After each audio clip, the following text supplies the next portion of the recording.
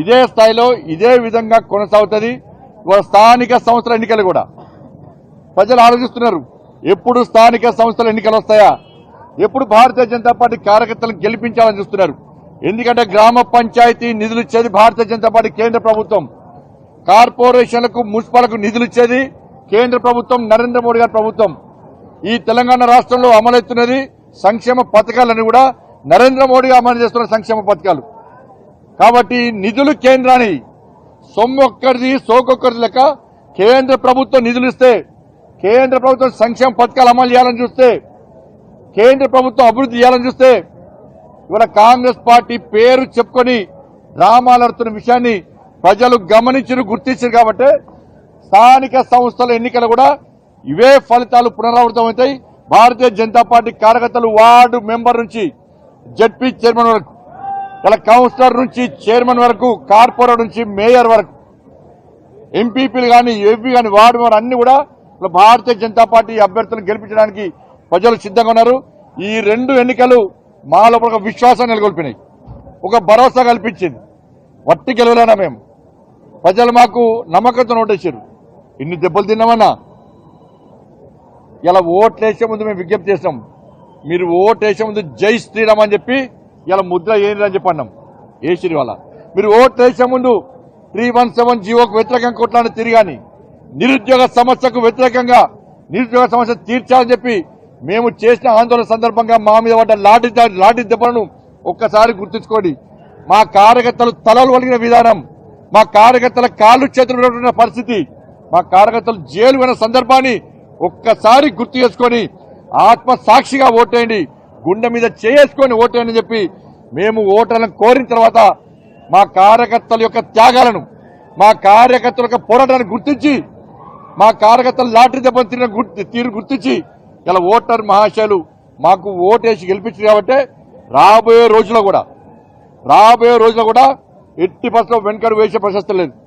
ఏ విశ్వాసం, ఏ నమ్మకంతో, ఏ భరోసాతో మాకు ఓట్లేసిరో తప్పకుండా రాబోయే రోజుల్లో మీ విశ్వాసాన్ని వమ్మయ్యకుండా ప్రతి భారతీయ జనతా పార్టీ కార్యకర్త ఇలా మీ సమస్యల కోసం ఈ తెలంగాణ రాష్ట్రంలో అవినీతి, కాంగ్రెస్ పార్టీ యొక్క అవినీతి వ్యతిరేకంగా, కాంగ్రెస్ పార్టీ యొక్క ప్రజా వ్యతిరేక విధానాలకు వ్యతిరేకంగా ఇలా భారతీయ జనతా పార్టీ కార్యకర్తలు యుద్ధం చేయడానికి సిద్ధంగా ఉన్నారన్న విషయాన్ని ఇలా మీకు స్పష్టం చేస్తున్నాం.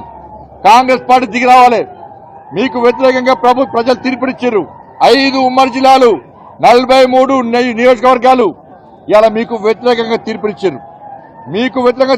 ఇవాళ తెలంగాణలో 70% భారతీయ జనతా పార్టీదే, 70% భారతీయ జనతా పార్టీదే. ఇంకా 30% కూడా మేము తప్పకుండా ఎప్పుడు ఎన్నికలు వచ్చినా గెలవడానికి మేము సిద్ధంగా ఉంటాం. ఇలా కాంగ్రెస్ పార్టీ స్పష్టం చేయాలి. మీరు ఎన్నికల ముందు ఇచ్చిన 6 గ్యారెంటీల పరిస్థితి ఏంది, ఉద్యోగులకు ఇవ్వాల్సిన గ్యారెంటీల పరిస్థితి ఏంది, పీఆర్సీ విషయంలో కానీ, 5 డిఎల విషయంలో కానీ, ప్రమోషన్ల విషయంలో కానీ, నిరుద్యోగ వృత్తి విషయంలో కానీ, ఉద్యోగ నియామకాల విషయంలో కానీ మేము 56,000 ఉద్యోగాలు ఇచ్చినామని చెప్పి 20,000కే నోటిఫికేషన్లు ఇస్తే ఇవాళ యువత దాన్ని నమ్మరు. మేమిచ్చినాం ప్రధానమంత్రి రోజ్గార్ మేళా పేరుతోని సంవత్సరం లోపల 10 లక్షల ఉద్యోగాలు ఇస్తారని నరేంద్ర మోడీ గారు ఇవాళ 9,20,000 ఉద్యోగాలు ఇచ్చింది వాస్తవం. ఆర్డర్స్ ఇచ్చింది మేమే. ఇలా ఎక్కడ అవినీతికి ఆస్కారం లేకుండా, దొంగ నోటిఫికేషన్లు ఇవ్వకుండా, తప్పించుకునే పరిస్థితి లేకుండా నీతిగా, నిజాయితీగా, నిబద్ధతతోని నరేంద్ర మోడీ గారు 9,20,000 ఉద్యోగాలు ఇచ్చినాం.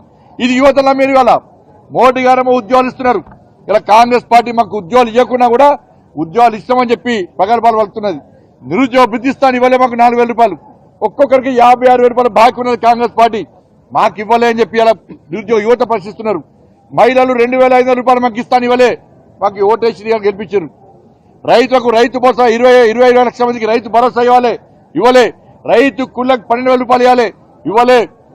తరుగు తాలు తేమలే కూడా కొంటున్నారు, ఇలా కొనలేదు. ఇలా స్కూటీలు ఇస్తున్నారు, తులం బంగారం ఇస్తున్నారు, 4,000 రూపాయల ఆసరా పెన్షన్ ఇస్తున్నారు.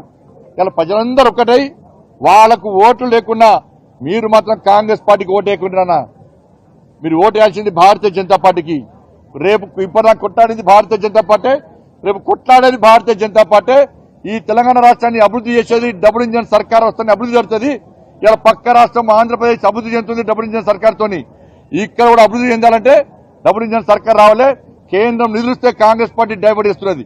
కేంద్రం అభివృద్ధి చేయాలనుకుంటే కాంగ్రెస్ పార్టీ సహకరిస్తలేదు, మ్యాచింగ్ గ్రాంట్ ఇస్తలేదు, భూ సేకరణ చేస్తలేదు.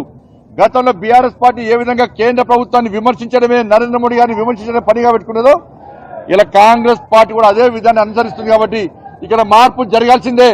వెంటనే ఇలా భారతీయ జనతా పార్టీ ఎప్పుడు ఎన్నికలు వచ్చినా భారతీయ జనతా పార్టీ గెలుస్తేనే మా రాష్ట్రం అభివృద్ధి చెందుతుంది, మాకు ఉద్యోగాలు వస్తాయి, మాకు న్యాయం జరుగుతుందని చెప్పి తెలంగాణ సమాజం ఆలోచిస్తుంది. కాబట్టి ఈరోజు అంజిరెడ్డి గారిని ఇలా గెలిపించారు. అంజిరెడ్డి గారు, కొమరే గారు, మా ఏవేన్ రెడ్డి గారు శాసన మండలిని గడగడలాడిస్తారు. ఏ నమ్మకం విశ్వాసంతో మీరు ఓట్లేసి గెలిపించారో వాళ్ళు మీకోసం కొట్టడానికి, మీకోసం జైలు పోవడానికి, మీకోసం యుద్ధం చేయడానికి మా ముగ్గురు శాసన మండలి సభ్యులు సిద్ధంగా ఉన్నారు. వాళ్ళకు లాఠీ దెబ్బలు కొత్త కాదు, వాళ్ళకి అరెస్టులు కొత్త కాదు, వాళ్ళకి కొట్టాలని కొత్త కాదు, వాళ్ళ కేసులు కొత్త కాదు. అన్నిటికీ తెగించి కొట్టడానికి వాళ్ళు సిద్ధంగా ఉన్నారు. కాబట్టి ఇంత పెద్ద భారీ మెజార్టీ అందించి భారత్ ఇండియా పాకిస్తాన్ మ్యాచ్ లాగానే ఇక్కడ జరిగిన మ్యాచ్ లో, పొలిటికల్ మ్యాచ్ లో ఇలా భారత్ ఇండియా టీమ్ గా ఉన్న మమ్మల్ని గెలిపించడం నిజంగా ఓటర్ మహాశయులందరూ కూడా శిరస్సు వచ్చి దండాలు చెబుతూ ఎప్పుడు ఎక్కడ ఏ సమస్య వచ్చినా మేము పోరాటం చేయడానికి సిద్ధంగా ఉన్నాం. ఇప్పుడు మీరు ఓటర్లకు సంబంధించి అంటే ఓటర్లు పూర్తి వ్యతిరేకత ఉందని చెప్తున్నారు, కానీ మీతో పాటుగా వాళ్ళకు కూడా అదే స్థాయిలో ఓటింగ్ శాతం కనిపిస్తుంది. ఇప్పుడు మీరు చెప్పండి, మేము పైసలు వచ్చినాం ఎక్కడన్నా? 1000 నుంచి 5000 వరకు ఇచ్చారు. గూగుల్ పేలో వచ్చారు, తీస్తాం, లెక్కలు తీస్తాం. ఇప్పుడు ఇక గూగుల్ పేలు ఎన్ని చేసిర్రు, ఎన్ని పైసలు వంచారు, లెక్కలు తీస్తాం. ఇప్పుడు ఇక అడ్డవులుగా సంపాదించి పైసల ద్వారా గెలుస్తామంటే మరి మాలాంటి కార్యకర్తలు ఏడవాలి అంటే అక్రమంగా సంపాదించిన డబ్బులు నుండే గెలవాలి. దీనిలో ఇక డబ్బులు వంచే గెలవాలి. ఇవాళ నిజంగా కరీంనగర్, ఆదిలాబాద్, నిజామాబాద్, మెదక్ ఓటర్స్ మ్యాచ్ నిజంగా గ్రేట్. దేశవ్యాప్తంగా చర్చ జరిగింది. అరే 100 కోట్లు వంచుతున్నాడు కరీంనగర్ లో ఈ ఎమ్మెల్సీ ఎన్నికల్లో. మరి ఎవరు గెలుస్తారు? ఇలా ₹1 పంచని భారతీయ జనతా పార్టీ వాళ్ళకి గెలిచింది. కాబట్టి ఒక మంచి స్ఫూర్తిదాయకమైన సందేశం ఇవాళ ఓటర్ మహాశయులు ఇచ్చింది. కాబట్టి దేశవ్యాప్తంగా చర్చ జరుగుతుంది. అదే ఎస్, ఓటర్ మహాశయులు కరెక్ట్ బుద్ధి చెప్పారు. డబ్బుల ద్వారా గెలుద్దామనుకున్న గుణపాఠం చెప్పిన చర్చ జరుగుతున్నది. ఇలా అందుకే మేము గెలుస్తాం. బీజేపీ పాలనకు సంబంధించిన ఓట్లాగా చూస్తారా గెలుపును, లేదా కాంగ్రెస్ పరిపాలనకు రిఫరెండంగా చూస్తున్నారు? కాంగ్రెస్ పార్టీ అవినీతికి వ్యతిరేకంగా తీర్పునిచ్చారు.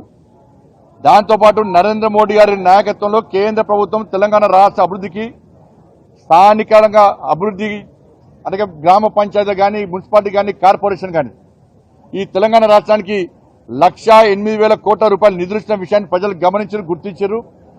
కేంద్ర ప్రభుత్వం రాష్ట్ర అభివృద్ధికి సహకరిస్తున్నా కూడా తెలంగాణలోని కాంగ్రెస్ పార్టీ ప్రభుత్వం సహకరిస్తూ పేరు ప్రఖ్యాతుల కోసం పోయే ప్రయత్నం చేస్తున్నది. కాబట్టి ఇవన్నీ గుర్తించిన తర్వాతనే దాంతోపాటు మా అభ్యర్థుల యొక్క వాళ్ళ పోరాట పటిమ, వాళ్ళ ఎట్టి బస్సులో మా కోసం కొట్లాడతారని చెప్పి ఒక నమ్మకం, విశ్వాసంతో ఇలా ఓటర్ మహాశయులు మాకు ఓటేసి గెలిపించారు. అంటే పన్నుల వాటా ఇక్కడ నుంచి పెద్ద మొత్తంలో పోతే వేరే రాష్ట్రాలకు ఎక్కువ పంచుతారు, ఇక్కడికే తక్కువ పంచుకుంటూ జనాభా ప్రాతిపదికన వస్తారు. మరి ఇప్పుడు హైదరాబాద్ లో పన్నులు ఎక్కువ వస్తాయి. ఆదిలాబాద్ లో ఎడుకోవాలి, హైదరాబాద్ లో అంటే హైదరాబాద్ కొట్టాడు. ఇప్పుడు మా పన్నులు మాకేయాలి, మాకు ఇష్టమైన హైదరాబాద్ లో మాత్రమే ఖర్చు పెట్టాలంటే కాంగ్రెస్ పార్టీ ఏం సమాధానం చెప్తుంది? ఆదిలాబాద్ లోకి ఏం సమాధానం చెప్తుంది? హైదరాబాద్ లోకి ఏం సమాధానం చెప్తుంది? స్పష్టం చేయాలి వాళ్ళు.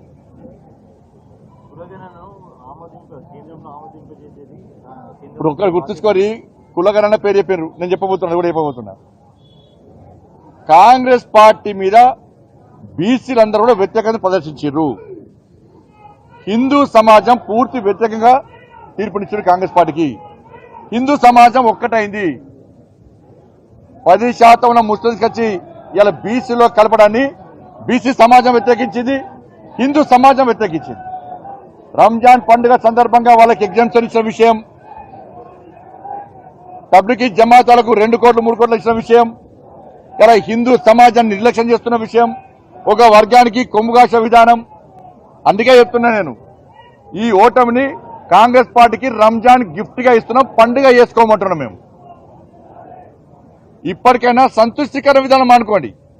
హిందూ సమాజాన్ని నిర్లక్ష్యం చేస్తే హిందూ సమాజంలో చైతన్యం లేదు, హిందూలో ఐక్యత లేదు అని కాంగ్రెస్ పార్టీలకే ఎవరైనా భావిస్తే ఇదే విధంగా గుణపాఠం చెప్తున్న విషయాన్ని రాజకీయ పార్టీలు గుర్తుంచుకోవాలి, కోహనా సెక్యులర్ వాదులు గుర్తుంచుకోవాలి. ఇక్కడ హిందూ సమాజం ఒక్కటైంది, హిందూ ధర్మం గెలిచింది. ఇక్కడ హిందువులు ఓటు బ్యాంక్ గా మారారు. ఒక వర్గం ఓటుతో గెలుద్దాం అనుకున్న వ్యక్తులు వాళ్ళు ఓడిపోయినరు. ఇవాళ ఏమైందన్న పోలింగ్ రోజు ఏమైంది? వాట్సాప్ ద్వారా రాత్రి సమావేశాలు ఏర్పడేసుకున్నారు. బండి సంజయ్ సంగతి తెలుస్తాం. ముస్లిం సంఘాల హెచ్చరిక, ముస్లింలందరూ కాంగ్రెస్ పార్టీకి ఓటేయండి, ముస్లిం సంఘాల పిలుపు, ముస్లిం అభ్యర్థిని విరమింపజేస్తున్నాం, ముస్లిం సంఘాల నిర్ణయం. ఏమైంది ఇవాళ మీ సంఘాల నిర్ణయం ఏమైంది? కాంగ్రెస్ పార్టీ సమాధానం చెప్పాలి.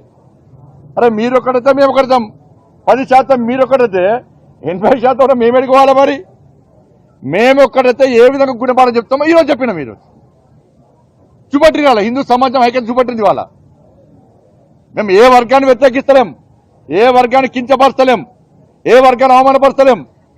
కానీ ఒక వర్గం ద్వారా మాత్రమే గెలవాలనుకునేటువంటి కాంగ్రెస్ బీఆర్ఎస్ పార్టీకి గుణపాఠం చెప్పిన విషయాన్ని స్పష్టం చేస్తున్నాం. స్థానిక సంస్థల ఎన్నికలు జరగకుండా ఈ వాయిదాలు వేసుకుంటూ చేస్తున్నారు. గ్రామాల్లో అభివృద్ధి కుంటుపడుతుంది. ఇప్పుడు ఎన్నికలు ఇంకా వాయిదాలు వేస్తున్నారు. నేను సవాల్ చేస్తున్నా, వెంటనే కాంగ్రెస్ పార్టీకి ఇప్పటికీ ప్రజలు వాళ్ళ వైపు ఉన్నారనుకుంటే, ప్రజలు వాళ్ళకు ఓటేస్తారని గెలిపిస్తారని నమ్మకం విశ్వాసం వాళ్ళకుంటే వెంటనే స్థానిక సంస్థల ఎన్నికలు జరపండి. మీ దమ్ముంటే స్థానిక సంస్థల ఎన్నికలు జరపండి. జరిపే దమ్ము మీకుందా? కుంటి సాకులు చెప్పి వాయిదా వేసే ప్రయత్నం చేయకండి. మేము అహంకారంతో మాట్లాడలేము. ఇవాళ మేము ఒక సంతోషకరంగా మాట్లాడుతున్నాం. ఇవాళ ప్రజలు చాలా ఇబ్బందులు, తెలంగాణ రాష్ట్ర ప్రజలు ఆ ఆవేదనతో మాట్లాడుతున్నాం. మేము స్థానిక సంస్థల ఎన్నికలు జరిపే దమ్ము కాంగ్రెస్ పార్టీకి ఉందా? మీరు 1000 కోట్లు వస్తారా పంచండి, కానీ ఓటు పడేది మాత్రం పువ్వు గుర్తు మీద పడతాయి. నరేంద్ర మోడీ గారి చరిష్మాను చూసి, కార్యకర్తల పోరాటం చూసి ఇలా ఎన్నికలు పక్క స్థానిక సంస్థల ఎన్నికలు మేము గెలుస్తాం.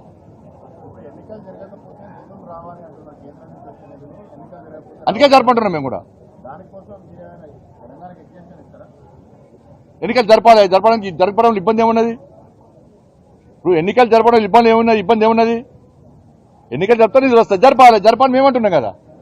మేము జరపద్దు ఎన్నికలు అంటే ఆలోచిస్తాం. ఎన్నికలు జరపాలంటున్నాం. కోర్టు కూడా ఆదేశం ఇచ్చింది జరపని చెప్పండి. ఎన్నికలు జరపాలి కదా. గతంలో మీరు నిరుద్యోగులకు మద్దతుగా సంక్రాంతి డెడ్ లైన్ రేవంత్ రెడ్డికి అని చెప్పారు. ఇంకా మళ్ళీ డెడ్ లైన్ ఇప్పుడు ఆల్రెడీ మాట్లాడుతున్నాం. మన కాంగ్రెస్ పార్టీ చేసింది ఇస్తామని చెప్పండి రియలే. ఇప్పుడు యుద్ధం చేయమని చెప్పి మా ప్రజలు ఆదేశం ఇచ్చారు. యుద్ధాన్ని స్టార్ట్ చేస్తాం.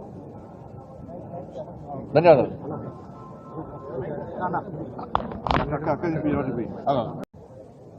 ఆ బీఎస్పీ అభ్యర్థి సెకండ్ వస్తారనుకున్నాం. ఆ బీఆర్ఎస్ పార్టీ సపోర్ట్ చేసి third weekend, BRS party support చేసి థర్డ్ వీకెండ్, ఇంకో సెకండ్ వస్తున్నాం. కాంగ్రెస్ పార్టీ థర్డ్ పోతా అనుకున్నాం. ఈ చర్చ జరిగింది. కానీ బీఆర్ఎస్ పార్టీ ఏమనుకున్నదంటే పాపం గెలుస్తుంది కావచ్చు,